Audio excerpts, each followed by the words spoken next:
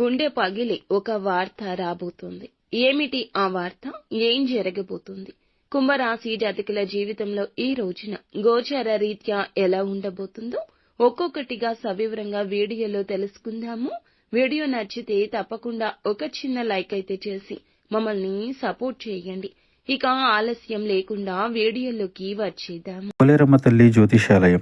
మీరు ఎక్కడెక్కడో జ్యోతిష్యం చెప్పించుకొని నిరాశ చెంది ఉన్నారా? అయితే ఒక్కసారి గురువు గారికి ఫోన్ కాల్ చేయండి. దూర ప్రాంతాల్లో ఉన్న వారికి ఒకే ఒక్క ఫోన్ ద్వారా వెంటనే పరిష్కారం చెప్పబడును. మీ ముఖము, ఫోటో, చేయి, పేరు, వయస్సు, గోత్రం వాట్సాప్ చేయండి. ప్రేమ, పెళ్లి, ఉద్యోగం, రాజకీయం, విదేశీ ప్రయాణం, ధనం నిలకడ లేకపోవడం, భార్యాభర్తల మధ్య గొడవలు, ఆస్తి తగాదాలు, అప్పుల బాధలు, స్త్రీ పురుషులకు పర్సనల్ గా ఎలాంటి సమస్యలున్నా పరిష్కారం చూపబడును.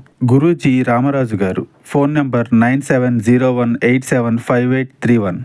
ఈ రోజున ఈ రాశి జాతకుల గోచారం గురించి మనం చెప్పుకోవాలి. పదే పదే చెప్పిన ఇదే వాస్తవం అంటున్నారు జ్యోతిష్య పండితులు. ఎంతో నమ్మిన ఒక వ్యక్తి నుంచి విశ్వాస భంగం లేదా ఒక మాట తూలనాడడం ఇలా జరిగే అవకాశం ఉంది. ఇది కుటుంబ సంబంధం కావచ్చు, ప్రేమ సంబంధం కావచ్చు, లేదా అత్యంత సన్నిహిత మిత్రుడి నుంచి కావచ్చు.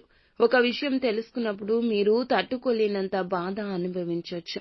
ఇది గుండె పగిలినట్లు అనిపించవచ్చు. అందుకే ఎవరి మాటల్ని, ప్రవర్తనను కూడా ఇప్పుడు ఒక్కసారి ప్రశ్నించుకోండి.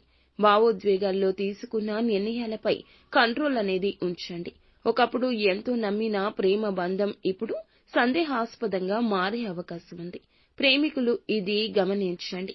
వారు దూరంగా మారుతున్నారేమో గమనించండి. ఒక పాత రిలేషన్షిప్ మళ్లీ గుర్తుకొచ్చి మీ ప్రస్తుత జీవితం తలకిందులయ్యే ఛాన్స్ ఉంది. ఇక ఇంట్లో ఒక పెద్దవారి ఆరోగ్య పరిస్థితి అనుకోకుండా చాలా వరకు తీవ్రంగా మారొచ్చు. మీపై ఎవరైనా తప్పు నింద వేసే అవకాశం ఉంటుంది. దానివల్ల కుటుంబ సభ్యుల మధ్య అన్య అభిప్రాయాలు కూడా ఏర్పడొచ్చు. ఈ రోజున మీరు ఖచ్చితంగా ఏమిటంటే గనక మీ మాటల విషయంలో, చేతల విషయంలో జాగ్రత్త. ఒక గొప్ప ఆఫర్ ఈ రోజున అందినట్టే అంది చేజారిపోయే అవకాశం చివరికి కూడా కనిపిస్తుంది. మీ సహోద్యోగులు లేదా వ్యాపార భాగస్వామ్యులపై మీరు పెట్టుకున్న నమ్మకం తక్కువ అవుతుంది. విశ్వసనీయ వ్యక్తులతో మాత్రమే కీలక విషయాలు పంచుకోండి. నిత్యం శివునికి పూజ చేసుకోవడం, వీలైతే రుద్రాభిషేకం చేయించడం మంచిది. అననుకూల ఫలితాలు అనుకూలంగా మారతాయి.